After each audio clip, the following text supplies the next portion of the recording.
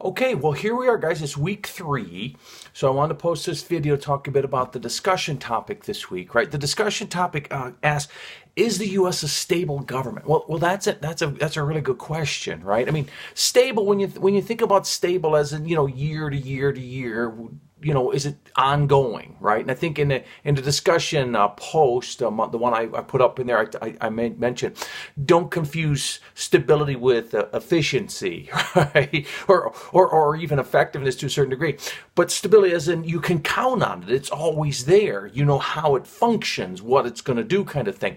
So in that regard, I'm going to argue the Mark Ladd opinion, right, is the U.S. is a very stable government because I don't think any of us get up in the morning and worry if the government is still going to be there tomorrow. On the efficient or effective side, I don't think any of us get up and worry if the government is going to be able to provide its services to us. When I'm thinking locally in particular, water, garbage pickup, will the parks be open? That sort of thing. Now we can have a debate over that, and depending on your perspective, right? But that's what I'm thinking about, right? And in that regard, I think the average person in America is very comfortable with the notion that the government is what the government is, and the government will always be there, and the government will do its job. Now, whether it's responsive or how responsive it is, those are issues.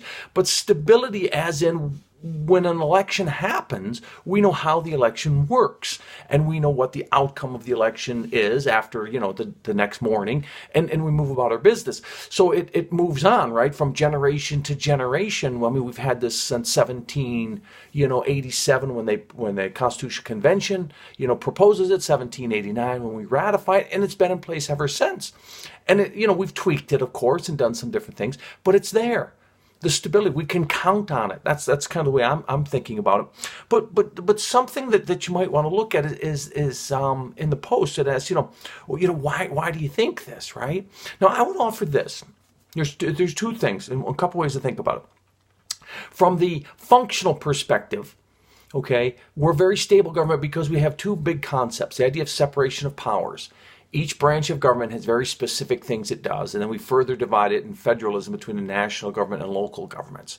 So we have this separation of power, so no one government a portion of government, overpowers another. And then should there be an attempt to expand powers in one level over another, we have a thing called checks and balances, where we can hold one level or branch of government accountable and not let them get too problematic or tyrannical, as we get into the writing assignment issue later on this week's live lecture. But the point is, you see, we have that, and that gives it a certain amount of stability. We know what the role of each branch of government is, and there's a way to prevent each branch from overstepping that role, checks and balances. But I want to offer something a little different that I think is important. One of the reasons that American democracy or the American government is so stable is because we accept the results of the elections. You see, when the election happens, win or lose, okay, and then we move on because we know there's another election. And if the situation doesn't work out, we can vote new people into office. This has always been the case since the Federalist, anti-Federalist argument, the first Federalist versus Democrat argument, the first Whig versus Democrat versus Republican versus, it's always been that way. There's always been these adversarial things. But at the end of the day, when the election's over, the losing party steps back and says, okay, you won that one, and now we'll prepare for the next one, and on and on and on. I might argue that a lot of the problem we see today, and then please remember, this is just the Mark Ladd view. A lot of the problem we see today with some of these governmental issues is people are becoming less likely to accept the results of the election. See, and that's a very dangerous precedent, because what gives our government stability, in my opinion, is that we have elections that can change people. We can change philosophies in government, and that doesn't miss a beat because we just move on, because if that doesn't work, we try in the next election. When you see unstable governments, when you see governments that don't provide services or can't function, it's because the elections aren't respected. People don't respect the outcome of the election, you see. And then there's always an attempt to undermine the government. When you undermine the government, it can't be stable. It can't do its job. And I would argue, if you think about modern society, there's more and more of that, where people don't just accept the results anymore.